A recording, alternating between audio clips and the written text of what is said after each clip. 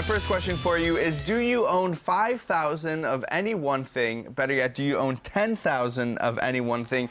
Well, one Buffalonian is turning his video game collection into his claim to fame. We're joined by the Guinness World Record holder for the largest video game collection, and that is Michael Thomason. Now, I want to set the scene first, just so we can sort of understand the magnitude of your video game collection. Okay. How many video games do you own? About 11,400 and counting. I grow about 2 a day. So then when we talk about video games, you have to also talk about the consoles. How many consoles to play those video games do you have? Well over 100 different consoles, about 107, I believe. All right, so take us back in time. Where did this all start? Well, in 1978, I got on my bicycle with my older brother, and we had a pocket full of change, and we were going to Dairy Queen to get a Mr. Misty. I walk in the room, there's a giant hulking box. Turns out to be a Space Invaders, and it took all my change. I never got my Mr. Misty that day. So when we're talking about the Guinness World Records, you're in the 2014 book. We have it saved right here. So they really showcase off the entire collection. So it's really interesting to kind of see what you have.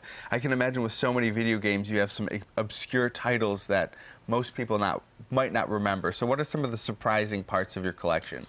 Well, I have machines that people never heard about, even the die-hard gamers. To get to that number, Guinness doesn't count duplicates, so I had to scour the globe. I have a Cougar Boy out of Brazil and a Megaduck out of Finland, I think. Several machines I picked up all in Japan on a couple trips. A lot of crazy stuff. I have Apple's failed console, the Pippin. And when we're talking about collections, a lot of people will collect things like cars or Hot Wheels where they don't take up a lot of your time. But when we talk about video games, some of these video games, in order to really beat them, truly play them, take 80, 90 hours. So how many of these video games have you actually completed and played?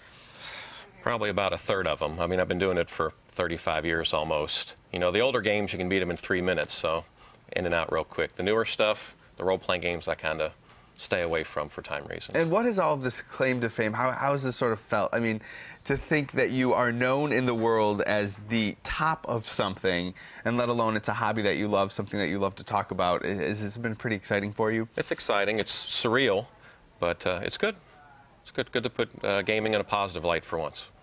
And then, you know, we're talking about a new year. A lot of people want to maybe find a hobby they can fall in love with, maybe start a collection.